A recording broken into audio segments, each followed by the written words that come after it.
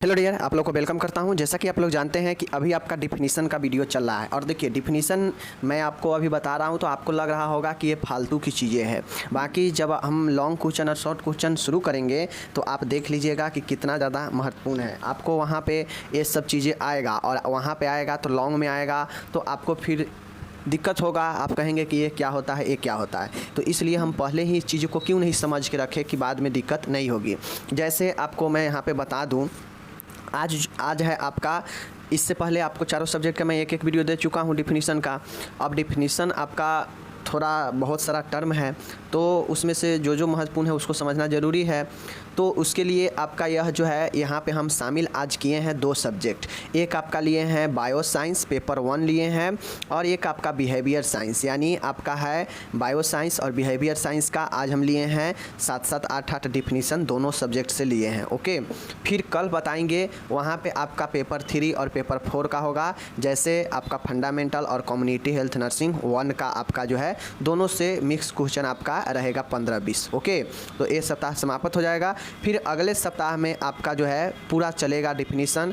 उस सप्ताह में, अगले सप्ताह में, इस सप्ताह के बाद जो आने वाला सप्ताह है उसके बाद आपका जो है डिफिनीसन समाप्त हो जाएगा। हम वहाँ पे जैसे भी हो हम करा देंगे। उसके बाद हम लोग चलेंगे शॉर्ट क्वेश्चन की दुनिया में। ओके, चलिए अब यहाँ पे आप लोग देख लीजिए। पहला जो है हम यहाँ पे कुछ क्वेश्चन 7-8 क्वेश्चन जो लिए हैं वो आपका बिहेवियर साइंस से है। ठीक है, तो चलिए देखते हैं।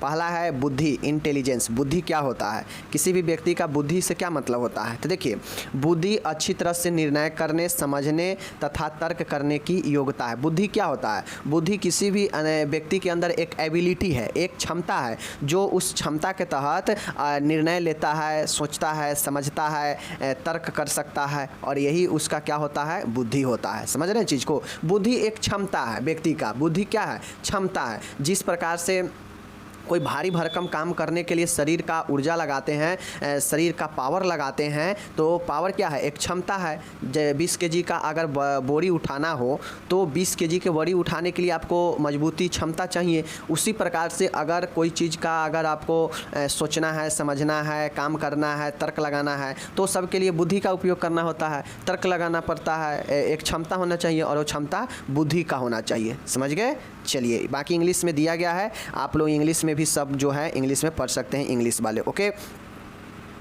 नेक्स्ट जो आपके सामने में है कानून है, लॉ। लॉ क्या होता है, तो कानून सामाजिक नियंत्रण का एक प्रभावशाली साधन है। कानून क्या होता है, कानून जो है हमारे समाज के ऊपर एक जो है इफेक्टिव जो है क्या करता है, कंट्रोल करता है। अगर आपका कानून नहीं रहेगा तो समाज में कंट्रोल रहेगा नहीं रहेगा, जिसको जो मन गलत काम करेगा और कंट्रोल नहीं रहेगा। तो कानून एक समाज पर नियंत्रण का एक प्रभावशाली साधन है। समझ गए। कानून का कार्य स्वतंत्रता मतलब फ्रीडम एवं अधिकारों की रक्षा करना है एवं नागरिकों को कर्तव्य के प्रति सचेत करना है। कानून का काम होता है कि जो भी स्वतंत्रता है, जो भी फ्रीडम है, जो भी राइट्स है, अधिकार है, उसका रक्षा करना। कानून जो है सब व्यक्ति को स्वतंत्रता जो मिला हुआ है उसका रक्षा करती है। समझ गए। साथ में जो भी व्यक्ति का अधिकार है जो संविधान में दिया गया है उस अधिकारों को हनन होने पर उसको रक्षा करता है। जैसे नहीं होता है कि कोई व्यक्ति किसी को क्या करता है, बंदी बना लेता है, किसी को ज़बरदस्ती मजदूरी करवाता है, तो ये सब क्या होता है, उसके अधिकारों का हनन हो रहा है। तो वहाँ पे कानून अपना काम करता है। समझ गए। एवं नागरिकों को कर्तव्य के प्रति सचेत करना, एवं जो नागरिक है उसको जो है अपना क्या काम है उस काम के प्रति उसको जो है सचेत कराना कानून का यही काम होता है। चीज़ को समझ गए। चलिए देखिए, किसी भी चीज़ को जब तक आप नहीं सुनेंगे, ध्यान से नहीं समझेंगे, तब तक सीधे वीडियो देखने से कुछ नहीं होगा। आप वीडियो देखते हैं जिस समय भी आपको टाइम मिले, एक वीडियो डालने के बाद आपके पास 24 घंटे का समय है, 24 घंटे के बाद ही फिर से अगला वीडियो आएगा। इस 24 घंटे में आप उस वीडियो को इस टाइम देखिए कि आपके पास कोई दूसरा काम ना हो और बिल्कुल 30 मिनट 20 मिनट जितना का वीडियो है वो वीडियो पर फोकस कीजिए। फोकस करने के बाद 10 मिनट लिखने पर लगेगा। जिस भी विषय में है, हिंदी या इंग्लिश, उसको अपने कॉपी में लिख लीजिए। एक बार वीडियो देखिएगा, बहुत चीज़ें क्लियर होगा। एक बार खुद से लिखिएगा तो 100% चीज़ें क्लियर हो जाएगा। ये बेनिफिट होता है और बिना मेहनत के आज तक किसी को कुछ नहीं मिलता है। अगर मिल भी जाता है तो उसमें कोई मज़ा नहीं होता है, ये बात ध्यान रखिएगा। चलिए बाकी समझ गए होंगे, ज़्यादा बोलेंगे तो वीडियो बड़ा हो जाएगा। परसेप्शन क्या होता है? प्रत्यक्षीकरण या इसी को अवबोधन कहते हैं, ठीक है ना। अवबोधन या इसी को प्रत्यक्षीकरण कहते हैं। प्रत्यक्षीकरण से आप कुछ समझ रहे हैं? प्रत्यक्षीकरण से कुछ आप समझ रहे हैं? नहीं समझ रहे हैं तो मैं बताता हूँ। प्रत्यक्षीकरण, प्रत्यक्ष मतलब क्या होता है? सामने, और करण मतलब करना, सामने किसी भी चीज़ का बोध करना, जानना, उसके बारे में इतिहास खंगालना, परिचय करना, यही प्रत्यक्षीकरण होता है। समझ गए चीज़ को? जैसे प्रत्यक्षीकरण इंद्रियों की सहायता से पदार्थों या वहमा घटनाओं को जानने की क्रिया है। प्रत्यक्षीकरण का मतलब ही होता है कि जैसे आपके आसपास जो है कोई बहुत ही सुगंधित चीज़ बन रहा है, भोजन पकवान कुछ भी, तो आपके दिमाग में वो सीधा ये चीज़ें ख्याल आ जाता है कि वो फलाने आसपास शायद कुछ जो है अच्छा चीज़ें बन रहा है। मतलब आपके इंद्रिय जो है जागृत हो जाता है किसी के प्रति, बाह्य पदार्थों या बाह्य घटनाओं के प्रति, और जानने की क्रिया है कि क्या हो रहा है यहाँ पे आसपास या सामने क्या हो रहा है। और यही जो आपको जो जानने की अनुभूति होता है किसके सहायता से? इंद्रियों की सहायता से। और इंद्रिय क्या क्या है? देखना, सूंघना, ठीक है, ये सब आपका इंद्रिय के अंतर्गत आता है। इसके सहायता से आप सुन सकते हैं, सूंघ सकते हैं, जान सकते हैं, देख सकते हैं, ठीक है, तो ये महसूस कर सकते हैं। तो इन्हीं सब के द्वारा जो है हम किसी भी पदार्थ के जो है किसी भी चीज़ों को या किसी भी बाह्य घटनाओं के बारे में हम जो है जान सकते हैं। तो यही प्रत्यक्षीकरण होता है। समझ गए? चलिए ये हो गया। अब हम लोग नेक्स्ट चलते हैं। नेक्स्ट देख लीजिए, विवाह क्या होता है। साथियों विवाह क्या है? विवाह के बारे में आपको पढ़ना है। तो देखिए, विवाह पति अथवा पत्नी के सामाजिक बंधन का नाम है। विवाह क्या होता है? तो एक पति और पत्नी के बीच एक सामाजिक संबंध का नाम है। समझ गए ना। जाहिर सी बात है कि विवाह जब होता है, विवाह से पहले किसी का कोई रिश्ता नहीं रहता है। कौन कहाँ है किसी को जानता है? नहीं जानता है। लेकिन जैसे ही विवाह होता है तो उस दो व्यक्ति के बीच में, पति और पत्नी के बीच में एक सामाजिक संबंध हो जाता है। किस चीज़ का संबंध? पति और पत्नी का। और वह जो है विवाह के रूप में होता है। विवाह एक ऐसा संस्कार है, और भारतीय संस्कृति में विवाह को एक संस्कार माना गया है। विवाह एक ऐसा संस्कार है जिसमें पति पत्नी आपस में सामाजिक बंधन में बंध जाते हैं। और विवाह एक ऐसा संस्कार होता है जिसमें जो है पति और पत्नी आपस में अपने सामाजिक बंधन में बंध जाते हैं। तो चीज़ों को समझ गए आप लोग? चलिए, ये सब कोई ज़्यादा भारी नहीं है, बस आपको ध्यान देकर देखना है। सुसाइड क्या होता है? आत्महत्या क्या होता है? ये सब हम जो है बिहेवियर साइंस में देख रहे हैं, जिसमें साइकोलॉजी और सोशियोलॉजी आता है। आत्महत्या क्या होता है? मनुष्य द्वारा आकस्मिक योजनाबद्ध तरीके से स्वयं को हानि पहुंचाना या अपना जीवन समाप्त करना आत्महत्या कहलाता है। देखिए, जब व्यक्ति को बहुत ज़्यादा किसी समस्या का आ जाता है, या फिर बहुत ज़्यादा टेंशन, बहुत ज़्यादा डिप्रेशन में चल जाता है, बहुत ज़्यादा दुख हो जाता है व्यक्ति को, तो व्यक्ति क्या करता है कि अपने अंदर ही अंदर जो है क्या करता है, वह योजना बनाता है। और ये योजना ऐसा होता है कि यह अचानक योजना बनता है। ऐसा नहीं है कि प्री प्लानेड होता है, 10 दिनों 15 दिनों से योजना बना रहा है आत्महत्या करने के लिए। कोई ऐसा करता है? नहीं करता है। ये बनता है योजना, लेकिन ये योजना ऐसा होता है कि अचानक से होता है, अकस्मात होता है, और जल्दी जल्दी ये घटित हो जाता है। समझ गए? तो वही कहता है कि मनुष्य द्वारा अकस्मात मतलब अचानक से, योजनाबद्ध मतलब योजना बनाकर तरीके से स्वयं को हानि पहुँचाना या फिर अपने जीवन को समाप्त करना आत्महत्या कहलाता है। समझ गए? अब देखते होइएगा कि बहुत लोग आत्महत्या का कोशिश करता है, तो उसको मृत्यु ज़िंदगी में अभी नहीं लिखा रहता है, तो उसको जो है आसपास के लोग देख लेते हैं और बचा लेते हैं, तो उस समय उसको थोड़ा बहुत नुकसान पहुंचा रहता है। लेकिन जो व्यक्ति का मृत्यु लिखा रहता है उसी रास्ते, तो वो जो है अपना आत्महत्या की कोशिश करता है, और इस प्रकार से करता है कि आसपास के लोग को किसी को जानकारी नहीं होता है, और तब तक जब लोग कोई देखे तब तक उसका मृत्यु हो गया रहता है। तो ये जो है आत्महत्या यही होता है। समझ गए चीज़ को? चलिए, आत्महत्या के कारण में कई कारण हो सकते हैं, जैसे अपने परिवार के आर्थिक और सामाजिक आवश्यकताओं को पूर्ति नहीं कर पाना, रोगग्रस्त रहना, वैवाहिक जीवन सुखमय न होना, परिवार में कलह होना, बहुत सारे कारण हो सकता है। मदिरा पान लेना, आत्महत्या ये सब का कारण है। समझ गए? चलिए, मानसिक स्वास्थ्य मेंटल हेल्थ क्या होता है? समझ लीजिए, देख लीजिए। मानसिक स्वास्थ्य वह क्षमता है। मानसिक स्वास्थ्य मेंटल हेल्थ क्या होता है कि व्यक्ति का एक एबिलिटी होता है, एक क्षमता होता है। समझ गए? जिसके द्वारा व्यक्ति अपने प्रतिकूल परिस्थिति यानी अपोजिट कंडीशन में भी अपना सामना धैर्यपूर्वक कर लेता है, उससे प्रभावपूर्ण समायोजन बैठा लेता है, और यही जो है उसका मानसिक स्वास्थ्य कहलाता है। समझ गए? और ये जो डिफिनीसन है, ये डिफिनीसन आप जो है क्या बोलते हैं उसको, सामंजस्य समायोजन में भी लिख सकते हैं, एडजस्टमेंट में भी यह डिफिनीसन चलेगा। क्योंकि एडजस्टमेंट कब होगा, जब व्यक्ति का मेंटल हेल्थ सही रहेगा तभी वो एडजस्टमेंट कर पाएगा। तो दोनों का लगभग एक ही है कि मानसिक स्वास्थ्य एक ऐसा क्षमता है जिसमें व्यक्ति अपने अपोजिट कंडीशन में भी मतलब उसके विरुद्ध जो स्थिति होता है, उस विरुद्ध स्थिति में भी यानी प्रतिकूल स्थिति में भी अपने आप को धैर्यपूर्वक सामना कर लेता है उस परिस्थिति का, और प्रभावपूर्ण समायोजन बैठा लेता है उस कंडीशन के साथ, और यही जो है व्यक्ति का मेंटल हेल्थ कहलाता है। समझ गए?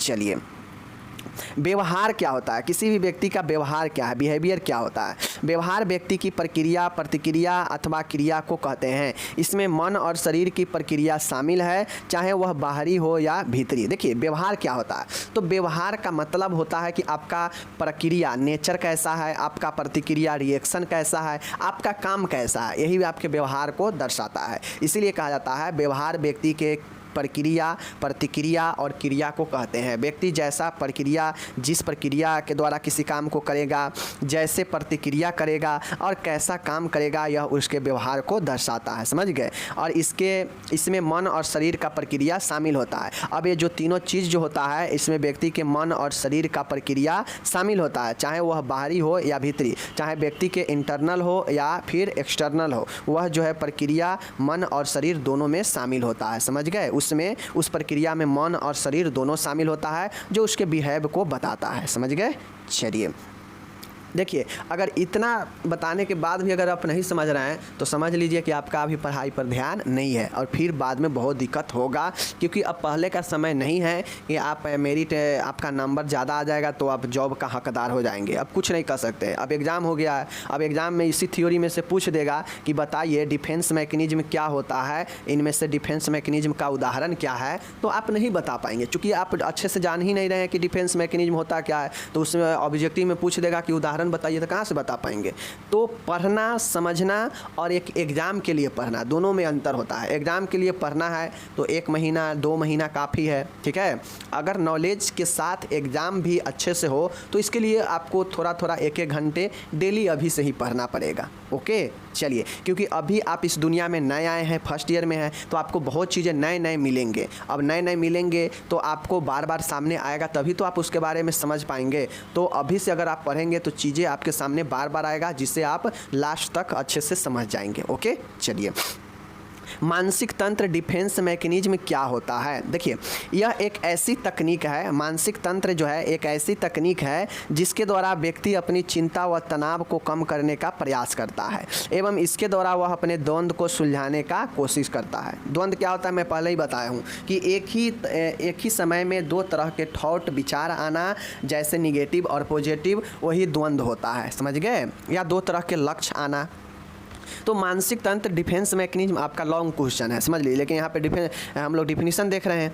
तो मानसिक तंत्र जो होता है यह एक ऐसी तकनीक होता है, यह एक ऐसी टेक्निक है जिसके द्वारा व्यक्ति अपनी चिंता व तनाव को कम करने का प्रयास करता है। समझ गए ना कि मानसिक तंत्र एक ऐसी तकनीक है जिसके द्वारा व्यक्ति को अगर चिंता और तनाव होता है तो इसके द्वारा वह कम करने का कोशिश करता है एवं इसके द्वारा वह अपने द्वंद्व भी सुलझाने का प्रयास करता है। समझ गए चीज़ को? चलिए, ये हो गया आपका सामाजिक परिवर्तन क्या होता है। साथियों, सोशल चेंजेज, सामाजिक संबंधों का जाल है, ये तो आप भी जानते हैं, और सामाजिक संबंधों में होने वाले परिवर्तन को ही सामाजिक परिवर्तन कहते हैं। देखिए सामाजिक परिवर्तन, सोशल चेंज, समाज में होने वाले परिवर्तन को ही सामाजिक परिवर्तन कहते हैं। अब समाज जो है हमारे संबंधों का जाल है, जिसमें एक दूसरे से सब संबंध बना के अपना रहते हैं। किसी के चाचा, किसी के बेटा, किसी के फूआ, किसी के नाना नानी, ये सब जो है अपने रिलेशन बना के रहते हैं, गाँव से लेके बाहर तक। तो ऐसे में इसी जो संबंध के जाल है, तो इसी सामाजिक संबंध में जो भी परिवर्तन होगा यह सामाजिक परिवर्तन कहलाएगा। ओके, परिवर्तन का सामान्य अर्थ है किसी क्रिया मतलब काम अथवा वस्तु की पहले की स्थिति में बदलाव आ जाना। परिवर्तन क्या होता है कि पहले जो चीज़ था वो चीज़ नहीं रहा, उसमें चेंजेज बदलाव आ गया तो ही परिवर्तन हो जाता है। तो ही चीज़ें है, परिवर्तन का अर्थ है कि क्रिया तथा वस्तु के पहले की स्थिति में बदलाव आना। ओके, चलिए समझ गए। चलिए एटीट्यूड क्या होता है देख लीजिए, आज का ये लास्ट है एटीट्यूड आपका, इस बिहेवियर साइंस का जो है आपका एटीट्यूड लास्ट है, इसके बाद बायो साइंस शुरू होगा। एटीट्यूड क्या होता है बताना है, तो देखिए एटीट्यूड का होता है आपका, एटीट्यूड का जो होता है वो अभिवृत्ति होता है। देख लीजिए अभिवृत्ति मत, रुचि या उद्देश्य का एक लगभग अस्थायी तत्परता या प्रवृत्ति है जिसमें एक विशेष प्रकार के अनुभव की आशा एवं उचित प्रक्रिया की तैयारी निहित होती है। देखिए एटीट्यूड क्या होता है, एटीट्यूड में जब कोई व्यक्ति होता है अपने अपने एटीट्यूड में सब रहता है तो व्यक्ति एक आशा से लबरेज हो जाता है। व्यक्ति ये सोचता है कि हम इस कार्य को तो एकदम गर्दा गर्दा छुड़ा देंगे। यह क्या होता है, उस व्यक्ति का एटीट्यूड है। मतलब वह व्यक्ति के अंदर एक ऐसा अनुभव होता है कि वह सोचता है कि हम इस काम को तो एकदम गर्दा गर्दा उड़ा देंगे। उसके अंदर एटीट्यूड है, एक आशा है, एक अनुभव है जो वह पहले से उसके मन में इसके प्रति तैयारी रहता है करने के लिए। ठीक है, भले वो बाद में हो या नहीं हो, वो उसका एटीट्यूड है जिसको लोग अपने आप में घमंड भी बोल देता है। ठीक है, अभिवृत्ति मत मतलब मन, रुचि, इंटरेस्ट और उद्देश्य का एक लगभग अस्थायी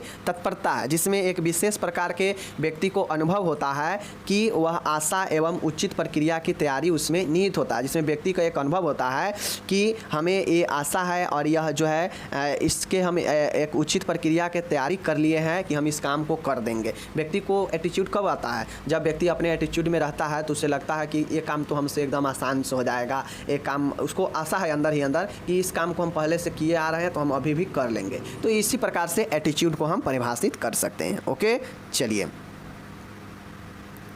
ये हो गया आपका। अब ये एटीट्यूड आपका समाप्त हो गया यहाँ पे। अब हम लोग चलते हैं यहाँ पे बायो साइंस में। अब हम लोग का बायो साइंस यहाँ पे शुरू हो गया है। ओके, चलिए देखिए भेन क्या होता है। भेन जो है बायो साइंस में जानते हैं एनाटॉमी, फिजियोलॉजी, माइक्रोबायोलॉजी है। तो चलिए हम लोग देखते हैं भेन क्या होता है। भेन के बारे में बताना है। कोशिकाओं कैपिलरीज का अंत व सिराओं का जन्म स्थान ही सिराओं की उत्पत्ति का स्थल होता है। ठीक है, देखिए नॉर्मली आप लोग समझिए सिरा क्या होता है, भेन क्या होता है, मैं बताता हूँ। देखिए आपके ब्लड जो सर्कुलेट होता है वह एक ब्लड वेसल्स के द्वारा होता है, रक्त वाहिका के द्वारा होता है। समझ गए चीज़ को। अब जो रक्त वाहिका होता है वो अलग अलग नाम से जाना जाता है। एक होता है आपका आर्टरी और एक होता है आपका भेन। भेन मतलब सिरा होता है और आर्टरी मतलब धमनी होता है। अब एक चीज़ समझ लीजिए कि जो आपका भेन होता है, यह भेन आपका अशुद्ध रक्त को जो है शरीर के विभिन्न अंगों से क्या करता है, लेकर जो है आपको, जैसे हृदय से अगर ब्लड जो है पंप होता है अर्टोरा में, महाधमनी में। अब महाधमनी क्या करता है कि विभिन्न धमनियों में रक्त को विभाजित कर देता है, भेज देता है कि भाई तुम सब जो है अलग अलग ऑर्गेन के पास चले जाओ और उस ऑर्गेन को जाकर वहाँ पे ब्लड दो, ऑक्सीजन सप्लाई करो। ठीक है, तो धमनी सभी ऑर्गेन्स तक ब्लड को सप्लाई कर देता है। जो ब्लड ऑक्सीजन कृत रहता है, ऑक्सीजनेट होता है, उसमें ऑक्सीजन रहता है, वो शुद्ध ब्लड होता है जो धमनी से होकर संपूर्ण शरीर तक जाता है। ठीक है, लेकिन जो भेन होता है, भेन अब पूरे शरीर तक जो शुद्ध ब्लड गया है तो कहीं ना कहीं वह कुछ देर के बाद, कितने दिन के, कुछ समय के बाद वह अशुद्ध हो जाएगा। समझ गए, उपयोग होने के बाद वह अशुद्ध हो जाएगा और उसमें कार्बन डाइऑक्साइड की मात्रा अधिक हो जाएगा। तो फिर कहीं ना कहीं उसे शुद्ध होने के लिए जाना पड़ेगा आगे वापस से। तो जो अशुद्ध ब्लड होता है, जो डीऑक्सीजनेट होता है, जिसमें ऑक्सीजन नहीं होता है, अशुद्ध जो ब्लड होता है, उस ब्लड को जो है सर्कुलेट कौन करता है, यही भेन करता है, सिरा करता है। नॉर्मली समझ गए।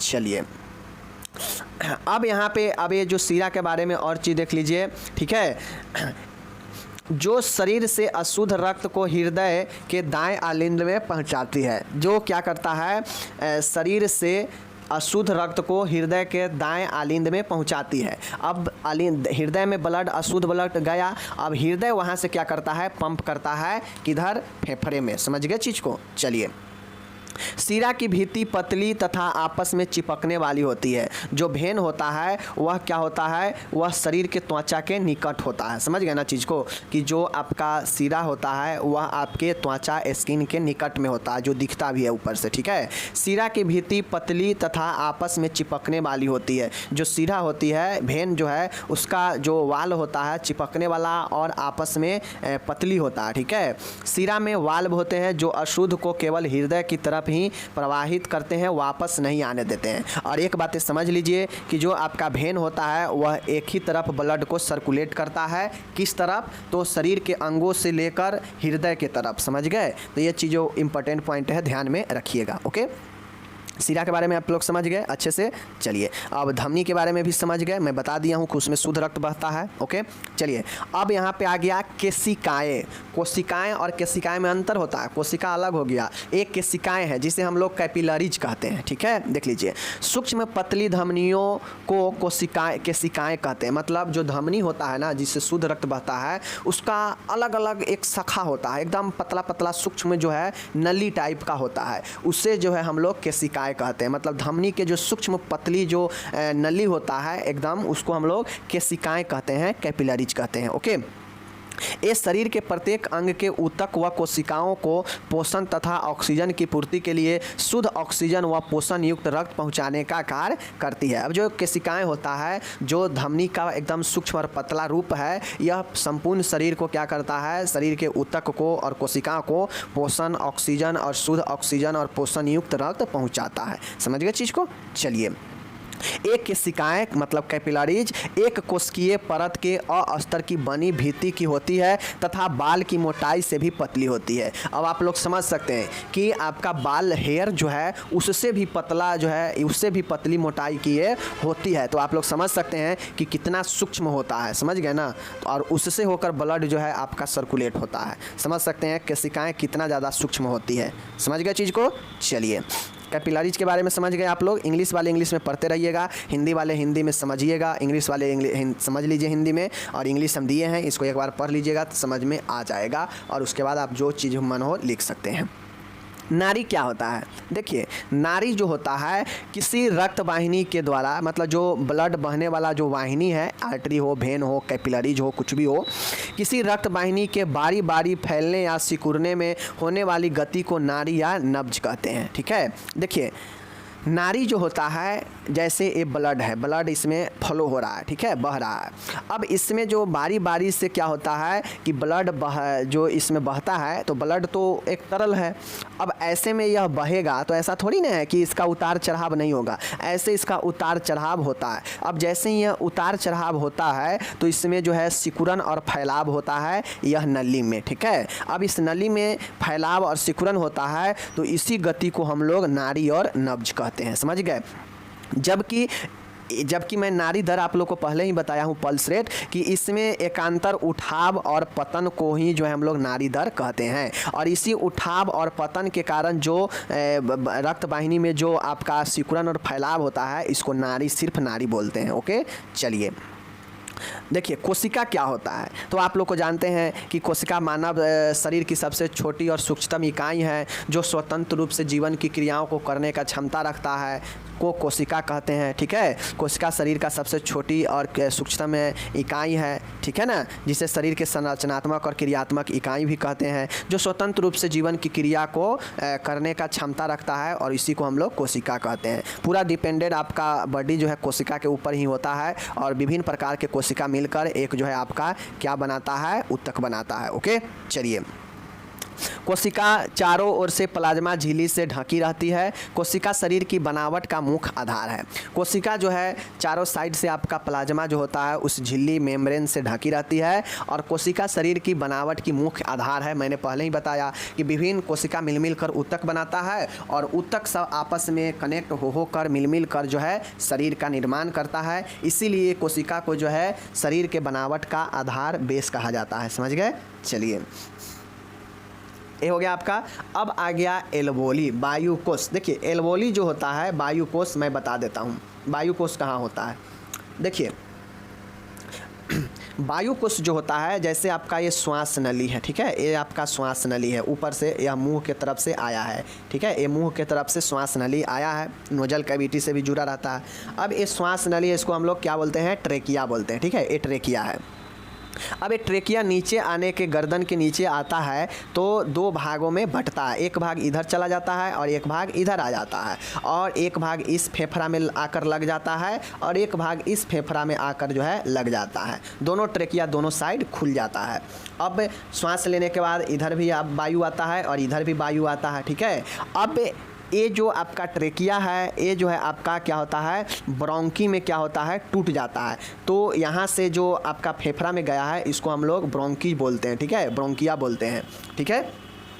अब ये ब्रोंकी होता है कि ये ब्रोंकी आगे चलकर बहुत सारे सूक्ष्म जो है पतली पतली नली में ब्रोंकियल्स में बदल जाता है, ठीक है। ये ब्रोंकी जो है फेफड़ा के अंदर बहुत सारे ब्रोंकिल्स में सूक्ष्म में बदल जाता है। और ये जो आप सूक्ष्म ब्रोंकियल्स देख रहे हैं, यह ब्रोंकियल्स जो होता है इस ब्रोंकियल्स में ही आपका एल्वोली लगा हुआ होता है। छोटा छोटा एल्वोली जो है आपके इसी ब्रोंकिल से लगा होता है, ठीक है। अब इसी में जो है श्वास लेने के बाद जो है ट्रेकिया के थ्रू, इस ब्रोंकिया के थ्रू फेफड़ा के अंदर ब्रोंकिल्स में आता है। और ये जो आपका छोटी छोटी वायु कोश जो फेफड़ा के अंदर ब्रोंकियल्स से जुड़ा होता है, इसमें वायु जो है इकट्ठा होता है श्वास लेने के बाद। तो शुद्ध वायु उसमें ब्रोंकिया में आता है और फिर से जो है डीऑक्सीजनेट एयर जो होता है वह ब्रोंकिया में आता है और ब्रोंकिया वापस से उसे बाहर श्वास के थ्रू निकाल देता है। समझ गए चीज़ को? तो यही जो है आपका एल्वोली होता है। तो उम्मीद है एल्वोली समझ गए होंगे। एक बार और समझ लीजिए। ऊपर से ये ट्रेकिया आया, ठीक है, ये ट्रेकिया आया, आने के बाद गर्दन से नीचा छाती के साइड में दो भाग में यह बंट गया और बंटने के बाद यह दोनों फेफड़ा से जो है लग जाता है। दो फेफड़ा जो है दोनों साइड में चेस्ट के रहता है, लग जाता है, ठीक है। लगने के बाद यहाँ से जो यह विभाजित होता है तो यह ब्रोंकिया हो जाता है। विभाजित जहाँ होता है और फेफड़ा से लगता है तो ये ब्रोंकिया हो जाता है, ये ब्रोंकिया है, ठीक है।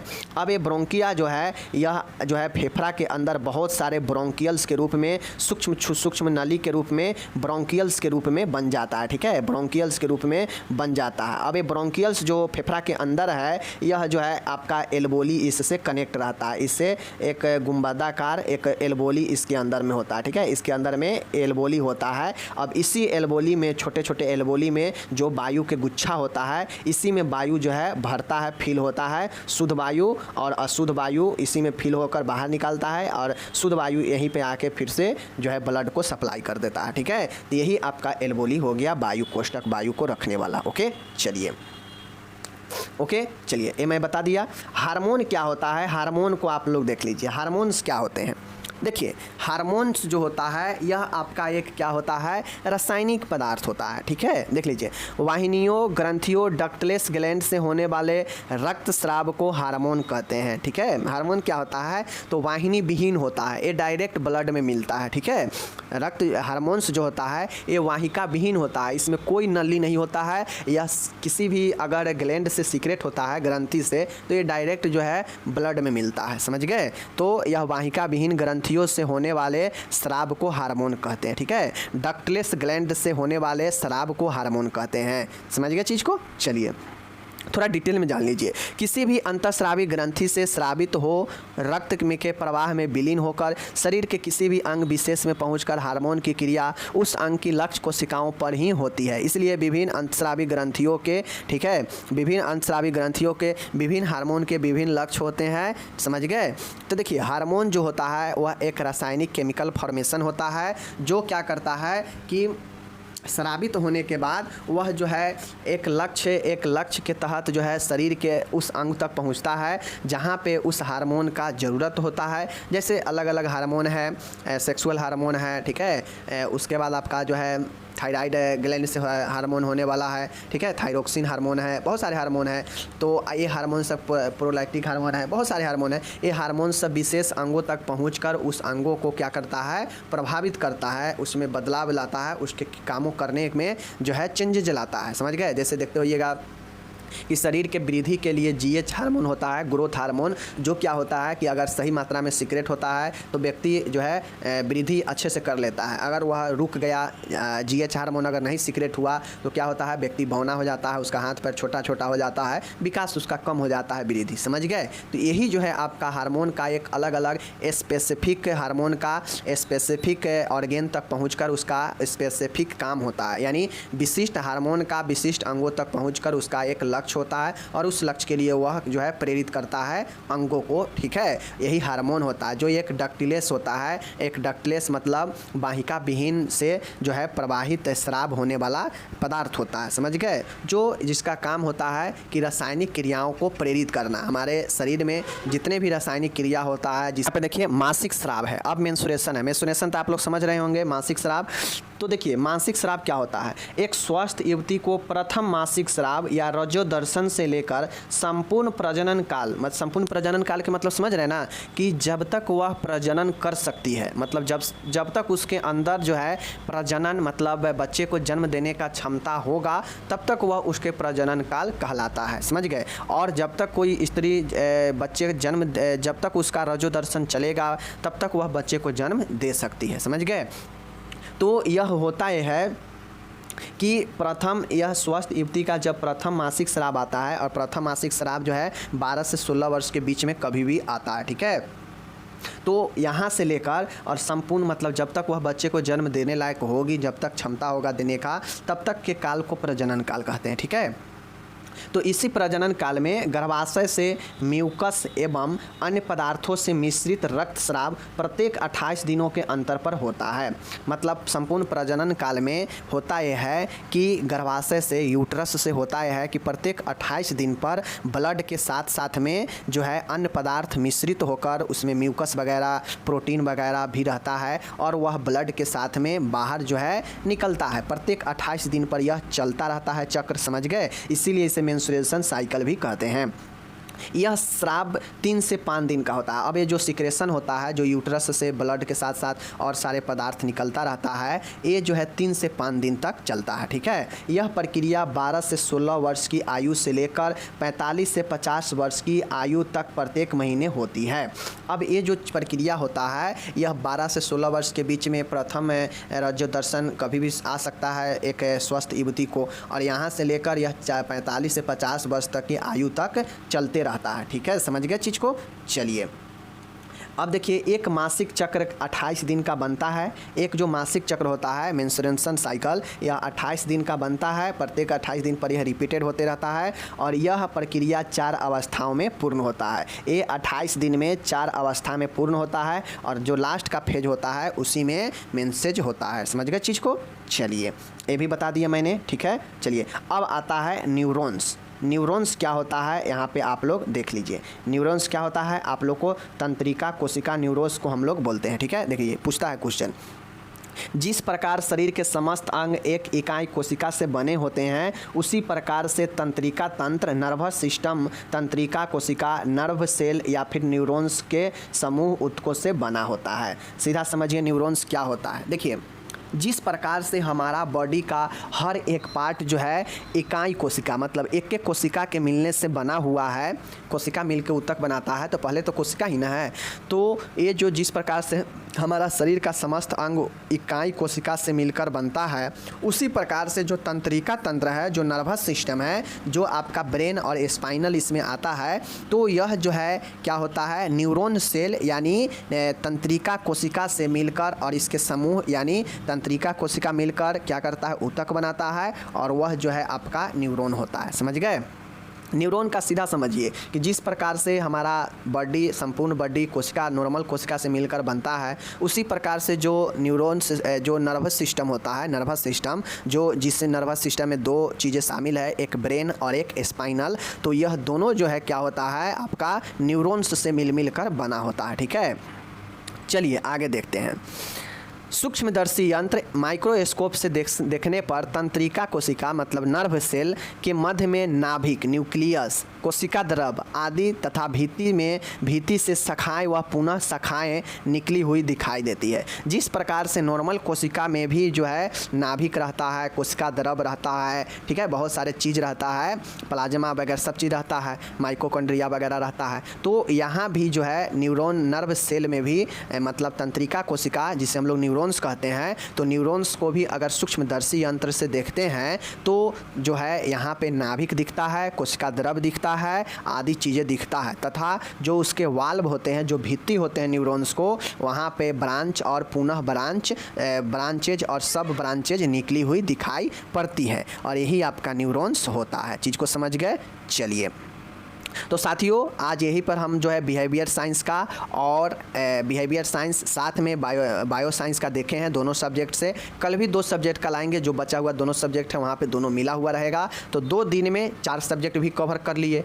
तो अगले सप्ताह में फिर इसी प्रकार से आपको जो है मैं पहले 4 दिन तो एक सब्जेक्ट का कराऊँगा, जहाँ पर 15-20 रहेगा। उसके बाद बाकी के 2 दिन जो होगा सप्ताह में, वहाँ पर 2 सब्जेक्ट का करा के चारों सब्जेक्ट से भी कुछ हो जाएगा। तो आपका इससे आगे वाला जो आने वाला वीक है वहाँ पे आपका डिफिनीशन समाप्त हो जाएगा। उसके बाद चलेंगे अब हम लोग चैप्टर में पढ़ते चलेंगे, ठीक है। चलिए मिलेंगे अगले वीडियो में। हिंदी वाले हिंदी में प्रैक्टिस कीजिए, इंग्लिश वाले इंग्लिश में प्रैक्टिस कीजिए, और अपना एक ही लैंग्वेज को मजबूत करके चलिए। खिचड़ी मत कीजिए कि हिंदी भी पढ़ लिए और इंग्लिश भी पढ़ लिए, ये दिक्कत हो जाएगा। अगर इंग्लिश में ही पढ़ना है तो मैं दे ही रहा हूँ PDF और बता ही रहा हूँ, समझा ही रहा हूँ, तो इंग्लिश में पढ़िए, इंग्लिश में देखिए। अगर आपको हिंदी में करना है तो हिंदी में ही सब चीज़ कीजिए, दोनों चीज़ मैं दे रहा हूँ। ओके, मिलेंगे अगले वीडियो में। अच्छा लग रहा है तो कमेंट शेयर जरूर कीजिएगा। बाकी धन्यवाद।